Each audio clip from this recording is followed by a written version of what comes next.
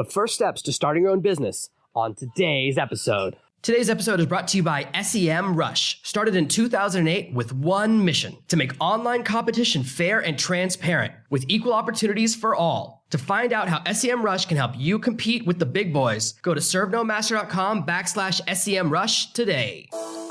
Are you tired of dealing with your boss? Do you feel underpaid and underappreciated? If you want to make it online, fire your boss and start living your retirement dreams now, then you've come to the right place. Welcome to Serve No Master podcast, where you'll learn how to open new revenue streams and make money while you sleep.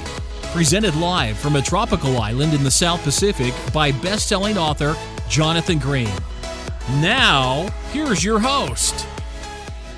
I want to welcome you to a new mini-series, part of the Serve No Master podcast. This is called the Be Your Own Boss series, and this is part one. Hello, neighbor rooster. Lets you know I'm in the garden. There's a bird singing. There's one dog at my feet. My kids were just out here, but they were going crazy on the volume, so they're playing inside while we have a little time together. And I'll do my best to move away from the noise. It's almost impossible. You think when you move to an island that it's going to be so quiet, but you never really realize what quiet means until you want to record something, and then it becomes something impossible to achieve. If I try to record inside, the fan and the air conditioner are either so loud that I can't record, or if I turn them off, I'm sweating so bad that I start to see stars by the end of the recording. So I appreciate you bearing with me as we work through this happy medium. You might have even just heard my youngest son there going super loud. They're excited. They love to hang out together. The first thing we want to talk about is the idea of high risk, high reward. When you're your own boss, it's like operating on a trapeze without a net. You have total responsibility for your destiny. And this can either be a great boon or something very terrifying. I've always been afraid of starting my own business. You wouldn't think that because I've done it so many times. In fact, this business I started when I was 29 years old, a little over 10 years ago. And I did it because I got fired. And I thought, how could I ever be an entrepreneur? Looking back at my life, I began dabbling in entrepreneurship around the age of 12 years old. So I actually have always played around with entrepreneurship, started side business, but never thought I could run my own business. I often used my side businesses to get hired by someone else. I started multiple tutoring agencies in the hopes of getting hired by someone else to work for their tutoring agency. And I would just become a tutor for someone else. But because I came in and kind of was an independent contractor, they'd pay me a higher amount. But I never really thought, you know what, this is something I can totally do, that I could totally operate without a net. So I understand that fear, and it comes from the way our country educates, the way most of the Western world educates, is it trains us to be employees. The main things you learn in college, if you really talk to the high-level people, is that you learn how to turn stuff in on time, you learn how to work projects on time, you learn how to show up on time. That's what they're trying to teach you. That's employee talk. You know what time I get up every day? When I feel like it. I get up twice a day. Because of where I live, there's no internet during the daytime. The internet turns on right around midnight. So every night, my watch or my phone, I have my phone alarm, it goes off at 12:10 and 12:40. If I miss the first one, I have the second one. No one checks if I sleep through the whole night. If I sleep through my alarm, there's nobody out there to call me or to check in on me or see what happened. When you're your own boss, when you're in charge of your own destiny, when you have that level of control, you have freedom, but you also have responsibility. And that can be very scary because we're not an entrepreneurial culture anymore. Sure, we have a small segment of the population that dabbles in inventing or dabbles in entrepreneurship, but you're not going to learn entrepreneurship in high school or in college. Well, unfortunately, we're mostly taught how to work for other people. And part of that is that the majority of the jobs, the majority of our economy works based on large companies. Every market goes through shrinking and growth cycles where they have fragmentation and then they have merging. Someone becomes the biggest company, they buy everyone else. And it goes entrepreneurs, employees, entrepreneurs, employees. And then eventually that company gets so big, it might fracture again and then reconverge. But we're in a cycle right now in time in our economy where most companies are large conglomerates. The majority of our population works for that. And what we feel, the reason we like working for large companies is a sense of security. We get a warm, fuzzy feeling inside knowing there's someone looking out for me. I had an employee who didn't work out last year, and she said, I don't like working somewhere where I know if we don't make enough money, we can't pay everyone's salary every week. And that told me this was someone who'd never really paid attention. When you work at a large enough company, you don't see the connection between your work and the money coming in. And what we have is a false sense of our value. You might not know it, but at the top of the company, every person's salary, what they're looking at is how much revenue are you generating. If you're not in a revenue generating part of the business, they're looking at, is your work supporting the revenue parts of the business? Every company at a certain size starts to have an IT department. I certainly do. And that's part of it. It's going, well, they don't directly generate revenue, but they put the systems in place to generate revenue. And so we track all of that. I certainly do with my small company. When you're on your own, you can make a lot of money. That's the biggest benefit. You can also make nothing. When you work for another company, you have a guaranteed income, but you do not have security. If you go very back, all the way back to the beginning of my blog post, the very first post I put on years and years ago was about, do you really think you have job security? The answer is you don't. Most people are discovering, and many more people discovered during the pandemic crisis, that your company isn't really looking out for you. People are getting furloughed. People are getting their medical insurance canceled at a time when they're most reliant on it because things could go bad. And you discover that companies and businesses and bosses are selfish. They look out for themselves first. We're all narcissists as much as we deny it. If you didn't want to be your own boss, if you didn't want to make more money, if you didn't want to give your family and yourself a better life, you wouldn't be listening to this podcast. You wouldn't read my blog posts. You would have no interest in my books. The mistaken belief that your boss cares about you is why so many people work for jobs where they're underpaid. They're passionate about the business or they want to help their boss succeed, but they don't realize that it's a one-way loyalty. Very rarely in our society do we have two-way loyalty or chivalry anymore. It's kind of disappeared. So we get caught up in this belief system that, oh, you know what? If I work for this big company, they'll take care of me. And then you get sick or then there's a downturn. I've seen this happen at large corporations. A large corporation overall is losing money. The divisions that are profitable will have to fire 10% of their staff just like everyone else. Even though they're making the most money, they're the most profitable division. And I've seen this a lot in my lifetime. If the other divisions aren't holding up, they'll just fire 10% across the board. They'll say, you got to fire 10% of your staff. And if you refuse to do it, then we'll fire you. And they say that to the CEOs and the vice presidents, however their corporate structure is. And think about that. You can be doing your job, doing it excellently, but because someone else around the world who you've never met isn't doing their job, you get fired, even though you hit your numbers. This is how large corporations work. They're soulless. This is why we talk about the idea of corporate raiders. People will buy a company, fire a ton of the staff to make it seem like the company is more profitable, and then they'll quickly sell it. They go, oh, look at how much we've increased profits. Of course, then the company collapses a few years later. All those people lose their jobs because someone else just bought a company that can't sustain itself. The reason it looked so profitable is because they didn't have any staff. There's just as much risk in entrepreneurship as there is in any other form of employment. We've just been educated and miseducated to believe that it's something different, but it's not. They're the same. The risk is still there. There are so many things outside your control that can kill your income stream when you work for someone else. We just don't think about it. And all those safety nets, whether it's the health insurance, the life insurance, the legal support, all those things that are in place, those disappear if you become a liability. If you're not sure if I'm talking about the truth, let me ask you a question. Imagine you go into work tomorrow and your boss says, hey, I just found out that one of us has to get fired. I can either fire you or I can subtract your salary from mine and take a massive pay cut. What do you think your boss is going to do? If you think your boss is going to take that pay cut, boy, I want you working for me. Because it's hard to find people that are that gullible. I promise you, your boss does not want to pay you out of their own pocket. In fact, businesses are built on a very simple strategy. The goal of every business owner, every boss, is to keep their employees in a perpetual state of anarchy. They want to keep you in between hope and fear. Hope of a raise, fear of getting fired. They have to keep you in between those two numbers. If there's no hope or no possibility of a raise, you'll look for a job somewhere else. If there's no fear of getting fired, you'll ask for raises all the time. I'm actually dealing with that right now. Sometimes people ask for a raise at a really inappropriate time or in a way that doesn't come across right. And so then you have to figure out how to deal with it. And it can be complicated because you want to take care of everyone on your team. I find hiring people to be a very time-intensive process.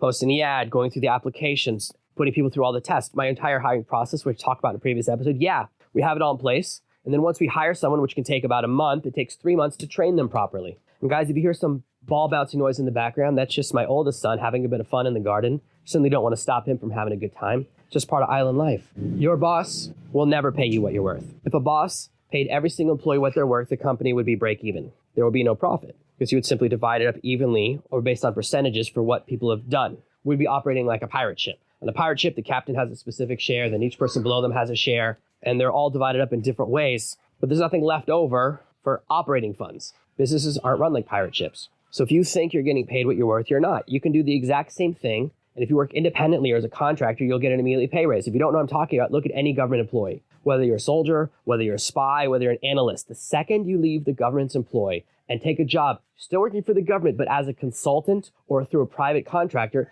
your pay will double or triple. The exact same soldiers are fighting the exact same battles around the world, but as soon as they change out of the federal government's uniform and into a private uniform, their pay gets doubled or tripled. Now, a lot of people in the military, sure, they look down on that. I totally understand that. But what I see is that our regular soldiers and our regular federal employees are underpaid. Why should someone get paid more when they're not working for your company, but they're a contractor? It's just the way it is. So when you work for yourself, when you become a consultant, a coach, a private employee, or an independent bookkeeper, whatever it is you're doing, as soon as you stop working for someone else, your pay goes up because now you don't have to give your boss that percentage they've been taking, the difference between you and Hope. You actually get paid what you're worth. Now, I want to take you through the first steps of starting your business. Now that we've done that long introduction, the first step is to be ready to operate without a net. This is an emotional and mental decision to realize that there is no one else there. That if you make a mistake, you can't blame someone else. That if things go wrong, you can't raid another department or ask your boss or your employees to help you. You're on your own. You have to start operating in a completely different way. And this is something that you'll go through in phases. The first phase is where you're doing something on the side, whether you call it a side hustle or a side job, or you're starting your own side business. It's just you. You're a solopreneur. You're operating alone. So you have to learn how to operate without anyone else there who's on your team. That's the first phase. Then you have to start building a team behind you. And it's very, very different being a part of a team and leading a team. The responsibility and the stresses are different. The hours I work, I'm still getting used to. Most of what gets accomplished at my company within Serve No Master is not done by me at this point. How could it be? There's 11 people that work for me. By the time you're hearing this, that number might be higher. So how could one person do the same as all that? So even though what I do is the highest value things I can do, whether it's setting up partnerships, setting up deals, creating promotions, recording these episodes, creating content, creating products, all those things are high value. But more and more tasks that I used to do, I pass on to someone else. And then we're going to talk about SOPs and how to push tasks down to your team in a later episode. The first thing you have to really think about is that it's all on me. That if something works, it's a massive success and I get the cheering. And if something doesn't work and it falls down, it's all me. There's no one else looking out for me. There's no one else to blame. And that's hard. A lot of us, we don't like to take the blame. We want to be in a situation where we can enjoy some of the success or suffer the emotional turmoil of getting blamed if something is wrong. So the fear of failure, and not the fear of actually failing, but the fear of how we'll feel if we fail, holds us back from taking action. So you have to overcome that mental barrier. The second is you have to separate the way you perceive entertainment and business. If you're listening to this right now and you're entertained, that's not good. That means that you're a hobbyist and that you're in the wrong mindset, that you see this as a game or entertainment budget. I have a friend, and I've told this story before because it still blows my mind. This happened quite a few years ago. He had a 2-bedroom apartment. He had a really big job, so he made a lot of money, certainly more money than I'd ever thought I'd make. Turned out I was wrong, but he had a second bedroom, and I went to stay with this place. They go, oh, I'll just stay in your second bedroom. I walk in there, and there's just a pile of infomercial fitness equipment and boxes of DVDs. And I said, what happened? I'm talking hundreds of DVD boxes. And I started going through them. I was so curious. I go, what is all this stuff? I started looking through things, and it was things like, you know that exercise machine you stand on and it just shakes you?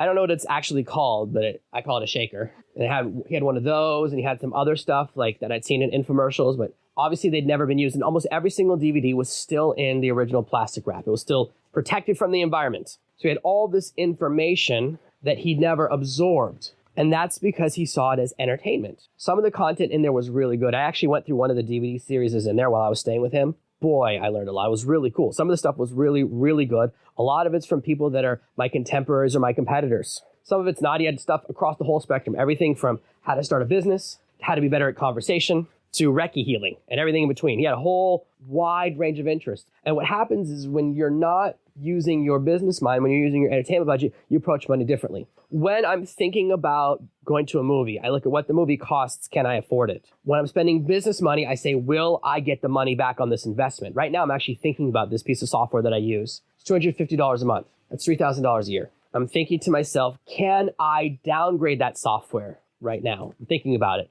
I'm on the fence, but I'm constantly thinking, am I getting back my return on my investment? And it depends. We're actually testing some things. It might become something that's crucial. It might be something we can downgrade. And I'm going to have that conversation with Paris today because I forgot to bring it up this morning. If you don't know who Paris is, she runs most of the company right now. She started off as an intern, and now she's my number 2. She only works with me half of the week because the other half of the week, she's her own boss. She's building her own company parallel to working with me. She's learning while working with me, and she's building something getting bigger and bigger and bigger. It's okay. You can be an entrepreneur while working for someone else, and you can grow. But you have to separate your entertainment from your business budget mindset. So every time you're investing, whether it's time, money, resources, knowledge, into a project, you have to see it that way. When I was young, I bought my dad a ship in a bottle. He did not think that was funny. I was like, oh, my dad needs a new hobby. He never finished it. Why? Because it was in the hobby category. It was in the entertainment category. It's the same thing with people who buy giant Lego sets and never finish them, or whether you do or you don't, doesn't affect your bottom line. All it does is affect how you feel. There are a lot of these video games now that are walking simulators or delivery simulators. And what you do is you walk across a wasteland or walk around a city delivering packages. Guess what? That's a real job. But people get a false sense of accomplishment by playing these games, and they're usually aware of it. It's not they don't know, but they like it, right? It's a form of escapism from their regular job because at least there's no consequences. which brings us back to number one, right? Where people operating without a net, there's all these consequences. Now we can pretend to start a business and there's no net. I played a game early to mid 90s where you were a stock trader during the late 1930s, before Black Tuesday when the stock market collapsed, and you knew when it was coming. And so you do all these strategic things. And as you would make more money on your deals, you could make your office look nicer and nicer and nicer. And obviously that's a precursor to what happens in a lot of games now, like Sims games and investing games and stuff. And it's fun to play poker or to invest without using real money. It's all artificial. But you have to turn off that entertainment mindset. You have to think of every penny you spend as something coming out of your body. So when I spend money every week, here's how it works. I have a whole bunch of automated bills. I have a whole bunch of things that are automated. I was actually on the phone last night with my bank because they were like, we want to interview you about how you use our bank because they're trying to expand. They wanted some feedback from me. So I had like a Zoom call with 3 people at the bank, in the marketing department, and the project management department, and the growth department, the tech department. They were asking me all these questions because I'm a very, very active user. In my bank, it's Novo. I'm a big fan of them. I've had a really good experience with them, and I'm going to talk about banking in a later episode of the Be Your Own Boss series, but I don't want to make you wait for a later episode to find out the answer. So the bank I use is Novo, N-O-V-O. If you go to servemaster.com/Novo, they're going to sort you out, take really good care of you because they'll know you came from me. And so I'll use my relationship to make sure they watch out for you. But just switching to that mindset means that when I spend money on the automated payments or when I pay my staff every week, that money comes out of me, comes out of the business account. I look at it that way. And then I pay my own salary into my separate account, my personal account, but I watch all of that stuff. And it's very, very different. I don't think of that money as entertainment money. I don't take business account money and go to the movies with my wife, which does bring us to step number 3, which is to start a business bank account and fund it. I have 2 business bank accounts right now. Originally, I was using Chase, terrible experience, always getting totally drilled on fees. They were charging me thousands of dollars every year in fees, really bad experience. I would have to call support anywhere from 10 to 20 times a week because they kept forgetting that I live internationally. And I found this company, Novo, had a really good experience. So I use Novo, and I have a backup business account with Mercury. And you can go to servemaster.com/Mercury and check them out. Those are the 2 banks that I use, primary and backup. So I was like, if I'm going to close my Chase accounts, I want to have a backup in place. And even though I have closed my Chase accounts, they're still a little bit annoying me. And I'm like, I just want to end this relationship, guys. I just want to stop working with you because everything about the experience has been overpriced. Sure, I'm great. I'm sure it's great if you're a multi-million-dollar company and you have, $50 million in the bank account. Then you want that level of banking. You're doing all that sophisticated stuff. But I'm not buying and selling apartment buildings. So for small and medium-sized businesses, this new level of fintech companies is really, really useful. And the beauty of starting with a place like Novo or any of these smaller things is that they're designed for startups. They're designed for small companies that have small amounts of money and can't afford to pay all the fees because it really crushes their business. Imagine if you just had to pay $4,000 or $5,000 in bank fees every year. For most of us, and it would be devastating. For me, that's like another employee. That's someone else I could give employment to. And so by switching from a bank that takes advantage of me, and that's what's good about this is there's no minimum balance. The reason I'm recommending these 2 banks is there's no minimum balance. So you can put $100 in there, whatever your fee is, and you go, okay, this is how much money I can afford. Maybe you can say every month out of my paycheck, I can put $100 in this bank account. And now you have a real budget. Now you're going, this is what I can afford to spend. Whether it's on courses, training, software, technology, tools, training, whatever, events, all that stuff. You now have a business account and you feel different. When you spend money over a business account, you have a business bank account card, it feels different. It's an entirely different process. And that's really, really important. Step 4 is to track your time. There's a very, very important question. And this is something I've struggled with for years. And that is, what is an hour of your time worth? I charge $500 an hour for one-on-one coaching. So that's what I bill for an hour of my time. That's what I feel like an hour of my expertise is worth. And yet sometimes I'll sit there and go, shouldn't I just format this blog post? I could pay someone else to do it. Significantly less than $500 an hour. And so sometimes we look at, I'm saving $10 by doing this small task myself. And this is a scaling issue. And I've talked about this in some previous episodes. But when you don't have a really clear idea of what your time is worth, you're going to have a lot of problems in growing and scaling your business. At the beginning, you have to start by tracking your time. You have to see, how much time do I put into my business? How long does each task take me to perform? So before you know what your time is worth out in the world, you can say, okay, at my day job, let's just say you get paid $15 an hour. Keep it simple. You get $15 an hour in your day job. You're at home. There's a task working on your blog. It takes you 3 hours to complete this task. That's $45 that you could have made if you'd spent the exact same amount of time at work. Okay? 15 times 3 is $45. You paid someone else to do it. They would be $5 an hour. So it would cost you $15 an hour. So you didn't save $15. You lost $30. That's hard. That's hard for me, even at this point in my career, to think of it that way. I'm working on tasks all the time and I go, why am I doing this? Now, my employees have a range of salaries depending upon their level of expertise, how long they've been with me, how many hours they work, all of those things. We have a really complicated structure because everyone gets hired in a different way based on their experience and qualifications and all of those things, as I'm sure you can understand. And sometimes I push tasks down. I go, I don't want to push it down to my most expensive employee, but he does the best job and he's the fastest. That's the reason he's the most expensive. So sometimes I'll push it down to someone who's a little bit less expensive per hour. And then I regret it. I'm like, they took 2 hours, what he would have done in 1 hour. So actually, That's how this decision-making calculus grows. You have to track your time. How much time are you investing in your business? I use this software called Time Doctor to track my team, because how else do I know what 11 people are doing all week? How else can I see how many hours they've worked and pay them? And it lets me kind of manage it all within their dashboard. It's really, really good,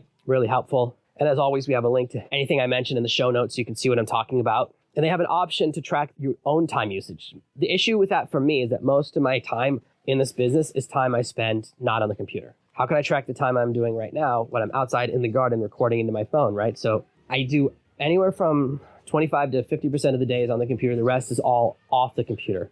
But it can be when you're starting out and you're doing a lot of computer time, find some system to track how many hours you're putting in. Because if you don't know, then you can't grow. Knowledge is so powerful. As we go forward in this series about being your own boss and how to take control of your destiny, is that the more data you have, the more you understand where money and time are going, the easier it is to succeed. It's the people that have no idea that fail the fastest. I don't want that for you. Step number 5 is to choose a business model and make a logical decision. In the previous series about generating more sales, we talked a lot about how to create an emotional buying decision and how I strive myself to make logical buying decisions. When you're choosing a business model, what you want to look at is this something I could see myself doing for the next 10 years? Am I excited by the process or am I excited by the promise? The process is the steps that will take you to get to the financial reward. The promise is how much money they say you can make if you do really good. Here's a secret. If you don't enjoy the process, you probably won't receive the promise. There are other business models that I could delve into. I have opportunities and I could probably increase my revenue, but I wouldn't like doing it, which means I wouldn't put in the hours, so then I probably wouldn't increase my revenue.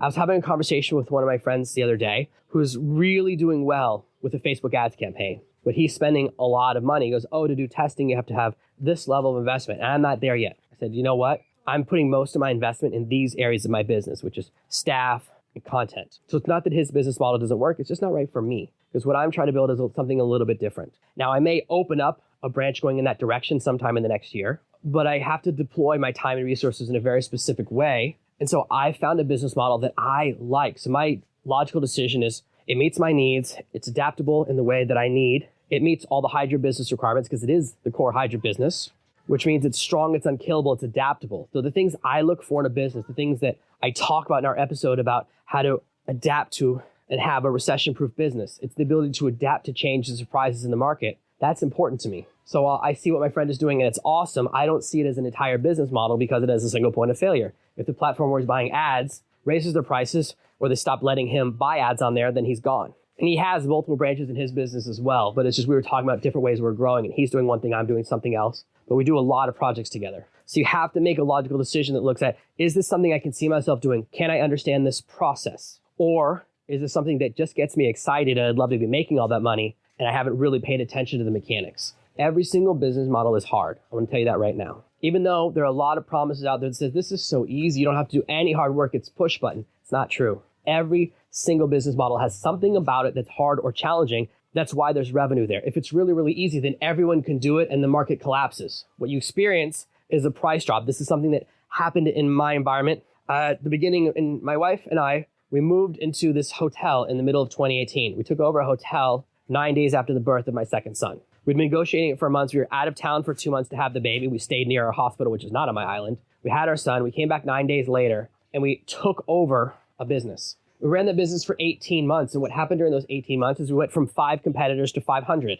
At our peak, we were charging $20 a night, and when we decided to close our doors was when everyone else was competing in a race to the bottom and charging $2 a night to $4 a night. So we reassessed, and I talked to my children. I said, hey guys, while it's cool to have this secondary business, we can either have a small hotel or a really, really big family home. And I said, what we will do is take the front room, dormitory, which had 6 bunk beds. I said, we'll take those bunk beds and we'll sell them. And we did. We got back our entire investment on those bunk beds. My wife did an amazing job finding a buyer within one day. And we turned it into an awesome playground with my kids. And now they have a slide, which they've always dreamed of. So we made this bigger decision, but it comes down to that barrier. When there's no barrier, then you can enter a market and the price just collapses because anyone could do it. Anyone could throw bunk beds in their house, and everyone did. And so the price dropped 90%. And so we exited that market. We may re-enter when the price self-collects, when the market self-corrects over the next few years. Unfortunately, my business is not in an easy-to-enter market. So you don't want to do a business model that's super easy because then anyone can do it, and then the price will, and the bottom will drop out of that market. Number 6 is to follow that plan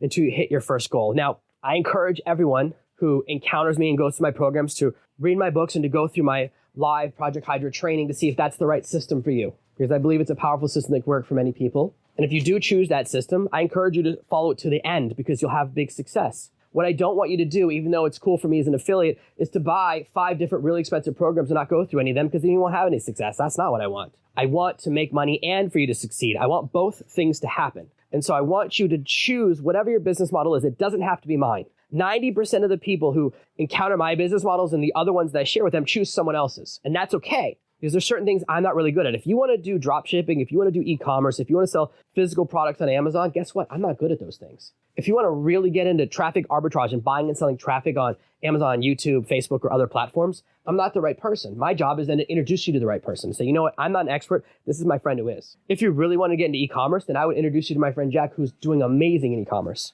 He's really built this entire system and had massive success. And we've known each other for 10 years. He was my first intern, and now he's massively successful, and it's very exciting. I love watching people that started their journey with me and are now just soaring like eagles in the sky. But the important thing is to not get distracted by other plans. Once you choose a plan, follow it, stick with the plan. Now, not every plan works. Not every plan will work for you, but a big part of it is that most people quit in the first 2 to 3 weeks. We try something, we watch a couple of videos, and go, this isn't right for me. We don't really give it a full try. And that's unfortunate because you can have massive success when you do. So those are the 6 steps to take when you decide to be your own boss. Those are the first steps that I want you to take to put your mind in the right place and to start putting a strategy in place. That is to be ready to operate without a net, separate entertainment from business, start a business bank account and fund it, track how you invest your time, choose a business model and make a logical decision to follow it, and then to follow that plan until you hit your first goal, to where you see if that actually works for you.